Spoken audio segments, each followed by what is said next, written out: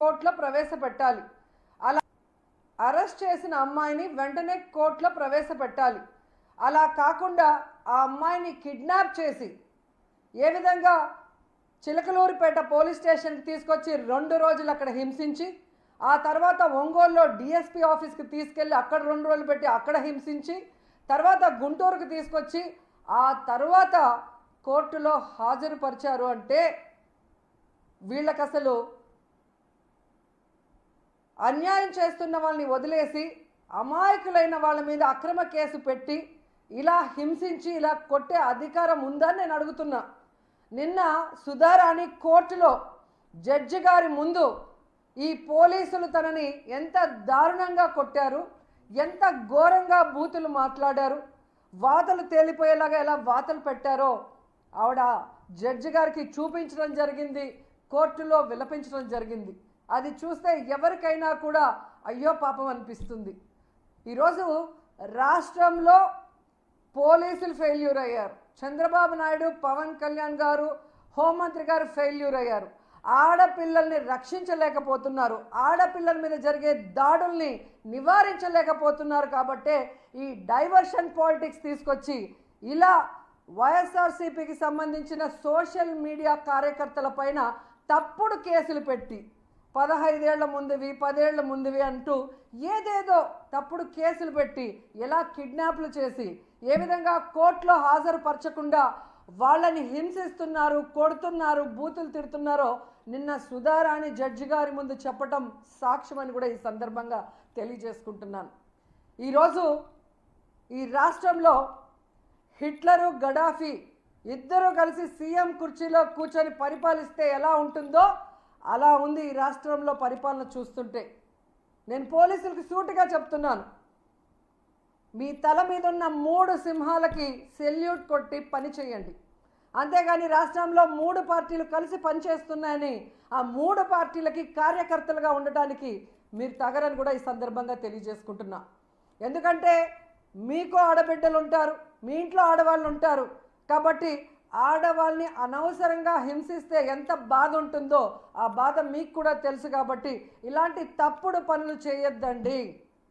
ఆడవాళ్ళని రక్షించడానికి మీ పవర్ని యూజ్ చేయండి, అంతేగాని తప్పుడు కేసులు పెట్టి ఆడవాళ్ళని వేధించడానికి యూజ్ చేయొద్దని కూడా పోలీసుల్ని హెచ్చరిస్తున్నాను. అండ్ ఈరోజు పవన్ కళ్యాణ్ గారిని నేను సూటిగా ఒకటే అడుగుతున్నా. మొన్నేదో పిఠాపురంలో చాలా ఆవేశంగా ఊగిపోయారు, మా అమ్మాయిల మీద పెట్టారు అని.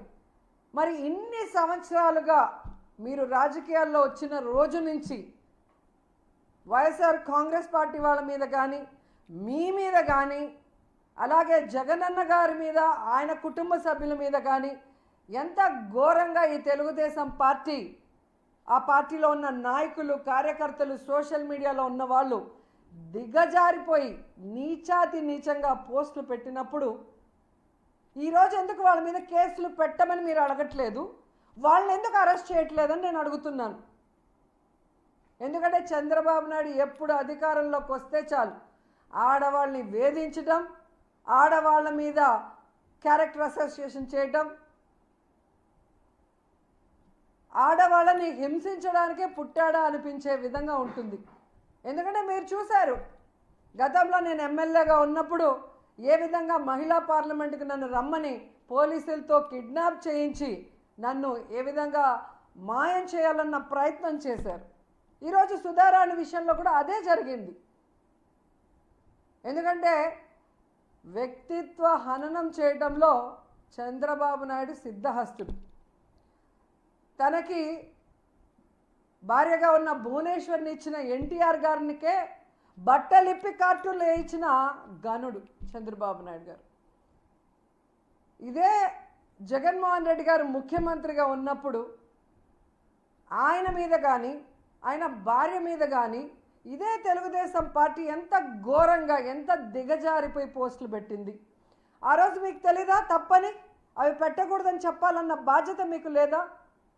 ఈరోజు ఏం జరగకపోయినా కూడా ఏదో జరిగిపోయినట్టు తప్పుడు కేసులు పెట్టి అందరినీ అరెస్ట్ చేయించి కొట్టిస్తున్నావే. నువ్వు చేసే తప్పుల్ని సోషల్ మీడియా వాళ్ళు ఎత్తి చూపిస్తుంటే ప్రజలకు అన్నీ తెలుస్తున్నాయన్న భయంతోనే ఇది నువ్వు చేయిస్తుంది కాదా నేను అడుగుతున్నా.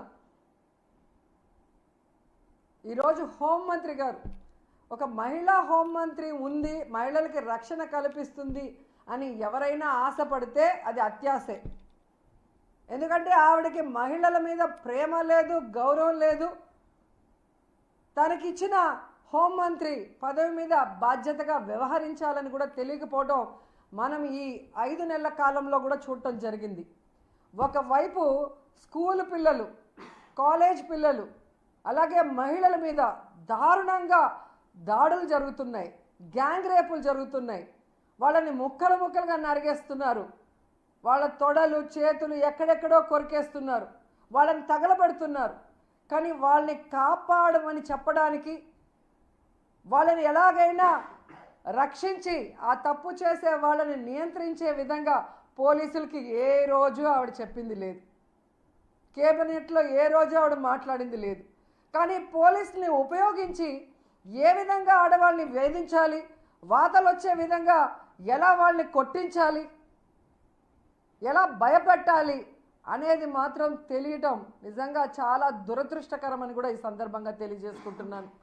అండ్ ముఖ్యంగా సిగ్గుచేటు, ఎక్కడైతే అనిత గారి ఇల్లుందో విశాఖపట్నంలో, ఆ ఇంటికి 3 కిలోమీటర్ల దూరంలో లేడీస్ హాస్టల్ వెనక కేజీహెచ్ కొండ మీద గంజాయి సాగు జరుగుతోంది అని ఈరోజు రెడ్ హ్యాండెడ్గా పోలీసులు పట్టుకున్నారు అంటే నిజంగా ఆవిడ రాజీనామా చెయ్యాలి.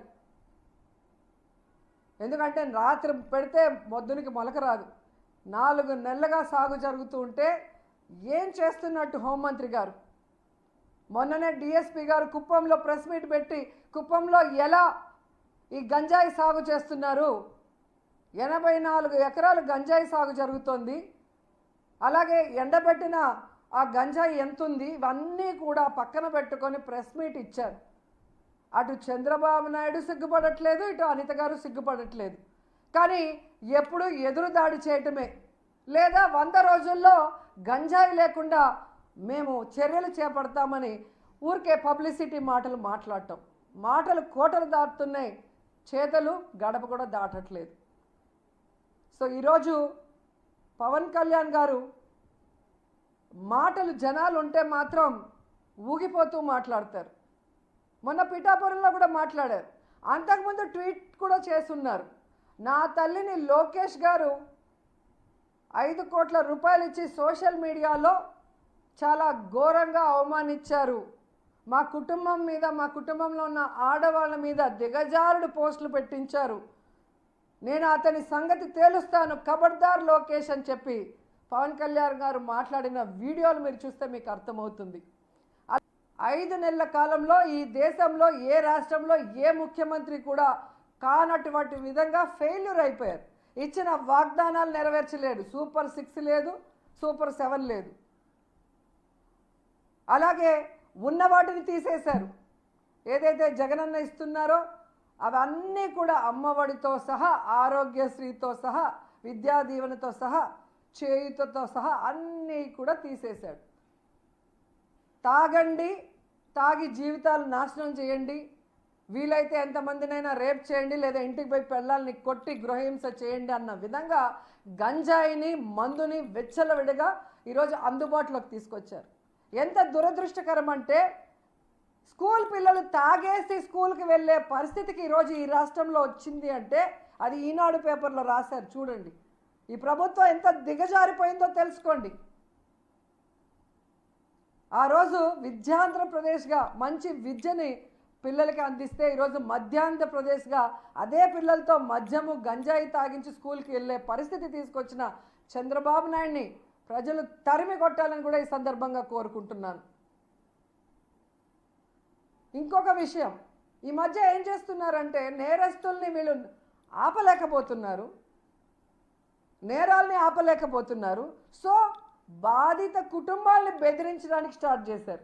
మొన్ననే తిరుపతిలో మీరు చూశారు, ఎర్రవారిపాలెంకి చెందిన 10th క్లాస్ అమ్మాయిని రేప్ జరిగిందని వాళ్ళ నాన్న స్టేట్మెంట్ ఇస్తే హుటాహుటిన తిరుపతికి తేవాల్సింది పీలేరుకి అన్నమయ్య డిస్టిక్ తీసుకెళ్ళి అక్కడి నుంచి తిరుక్కొని తిరుపతికి వచ్చి ఎవరిని కలవనీయకుండా చంద్రగిరి ఎమ్మెల్యే భార్య మాత్రమే లోపలికి వెళ్ళి వాళ్ళని బెదిరించి, జగనన్న వస్తున్నాడు అనగానే ఏమీ జరగలేదని వాళ్ళ తండ్రితోనే బెదిరించి స్టేట్మెంట్ ఇప్పించారు. అంటే మీరు ఎవరికి సపోర్ట్ చేస్తున్నారు? బాధితులకి సపోర్ట్ చేస్తున్నారా? బాధిత మహిళలకి సపోర్ట్ చేస్తున్నారా? లేక నేరస్తులకి సపోర్ట్ చేస్తున్నారా? బాధితులకి న్యాయం జరగకుండా కేసుని పెట్టనీయకుండా వాళ్ళని బెదిరించి ఏం జరగలేదని చెప్పిస్తే నేరస్తులకి సపోర్ట్ చేసి ఆ బాధితులకి ఇంకా అన్యాయం చేసినట్టు కదా మీరు. నిన్న ఒంగోలులో ఒక టీచరు ఒక స్కూల్ స్టూడెంట్ని రేప్ చేస్తే ఆ అమ్మాయి కేసు ఇస్తే ఆ లోకల్ మంత్రి ప్రెషర్ మీద కేసు బుక్ చేయనీయకుండా ఏ విధంగా నానుస్తున్నారు పోలీసులు. మా వాళ్ళు ఎక్స్ మినిస్టర్ ఆదిమూలం సురేష్ గారు వాళ్ళందరూ పోతే కలవనీరు. ఏమి జరగనప్పుడు ఎందుకు కలవనీరు? పోలీసులు పక్కన ఉంటారు కదా మాతో పాటు. ఏం జరిగిందో వాళ్ళు చెప్పేటప్పుడు మీరు కూడా మాతో ఉండొచ్చు కదా. ఎందుకు భయపడుతున్నారు మీరు తప్పు చేయకపోతే? అంటే బాధితులకి ఇంకా అన్యాయం చేస్తూ నేరస్తులకి సపోర్ట్ చేస్తూ ఇంకా నేరాలు చేయమని ప్రోత్సహిస్తున్నట్టుంది ఈ ప్రభుత్వం, ఈ పోలీసులు. ఇప్పటికైనా పోలీసులు తెలుసుకోవాల్సింది, మీరు ఈ రాష్ట్రంలో లా అండ్ ఆర్డర్ని కాపాడాలి. ముఖ్యంగా మహిళల మీద జరుగుతున్న అఘాయిత్యాల్ని ఆపాలి. అది వదిలేసి తప్పుడు కేసులు పెట్టి ఈ విధంగా సుధారాణిని ఎలా అయితే హింసించారో అలా రవీంద్రారెడ్డిని ఎలాగైతే హింసిస్తున్నారో, ఈరోజు నగిరి వాళ్ళు కూడా నోటీసులు వస్తే విజయవాడకి వెళ్ళారు. ఎవ్వరూ అడ్మిన్లు కాదు, ఏ రోజు పాపం దాంట్లో పోస్ట్ చేసిన దాఖలాలు లేదు. కానీ ఎక్కడో నిజామాబాద్లో ఎవడో పోస్ట్ చేస్తే వాడిని కొట్టండి. ఆ గ్రూప్లో ఉన్నారనేసి పోస్ట్ చేయని వాళ్ళని, అడ్మిన్ లేని వాళ్ళని కేసులు పెట్టి బెదిరిస్తే ఏం చేయాలనుకుంటున్నారు? డైవర్షన్ పాలిటిక్స్ చేసి అందరినీ భయపెట్టి భయభ్రాంతులు చేద్దామనుకున్నారా? 5 నెలల్లోనే ప్రజల్లో ప్రభుత్వం మీద వ్యతిరేకత వచ్చింది. ముఖ్యంగా చంద్రబాబు నాయుడు గారు, హోంమంత్రి పవన్ కళ్యాణ్ గారి మీద పూర్తి వ్యతిరేకత వచ్చింది. ఇది గమనించి ఇప్పటికైనా ఈ అక్రమ కేసులు, వేధింపులు పక్కన పెట్టండి. ఆడపిల్లల్ని రక్షించండి, మహిళల్ని రక్షించండి, ఇచ్చిన వాగ్దానాల్ని నెరవేర్చండి. అండ్ పవన్ కళ్యాణ్ గారికి సూటిగా చెప్తున్నాను, as a artist, me co artist ఎవరైతే ఉన్నారో ప్రభాస్ గారిని తెలుగుదేశం వాళ్ళు, అలాగే మెగా ఫ్యాన్లు, జన సైకోలు ఏ విధంగా దిగజారుడు పోస్టులు పెడుతున్నారో వాళ్ళని ఆపించి ఆ పెట్టిన వాడి మీద కేసు పెట్టి లోపల పెట్టి 2 తన్నించండి. అలాగే అల్లు అర్జున్ గారి మీద, ఆయన కుటుంబ సభ్యుల మీద నీచాతి నీచంగా పెట్టే ఆ పోస్టులు ఏవైతే పవన్ కళ్యాణ్ సోషల్ మీడియా ఉందో దానికి ఫుల్ స్టాప్ పెట్టండి. అలాంటి తప్పు చేసే వాడి మీద కేసు పెట్టించి లోపల పెట్టండి. ఆ తర్వాత మీరు జనాల ముందు ఏడిస్తే ఎవరైనా నమ్ముతారు. మీకు మాత్రమే ఇంట్లో ఆడవాళ్ళు ఉన్నట్టు, హోంమంత్రి గారు మాత్రమే ఆడవాళ్ళు అయినట్టు, చంద్రబాబు నాయుడు భార్య కోడలు మాత్రమే ఆడవాళ్ళు అయినట్టు, జగన్ గారి భార్య పిల్లలు కానీ, మా మంత్రులు కానీ, మా కార్యకర్తలు కానీ, జనరల్ విమెన్ పబ్లిక్ కానీ ఎవరు ఆడవాళ్ళు కాదు, మిమ్మల్ని ఏమైనా చేయొచ్చు అన్నట్టు మాట్లాడితే మాత్రం ఖచ్చితంగా పెద్ద ఎత్తున పోరాటం చేస్తాం. ఈ పోలీసులు ఎవరైతే మీకు సపోర్ట్ చేస్తున్నారో వాళ్ళని మాత్రం వదిలిపెట్టేది లేదు. ఇప్పటికైనా మీరు మీ డ్యూటీ కరెక్ట్గా చేయండి. అక్రమ కేసులు, వేధింపులు, కొట్టడాలు, బూతులు చేస్తే చెప్పారుగా జగన్ గారు, అదే జరుగుతుంది.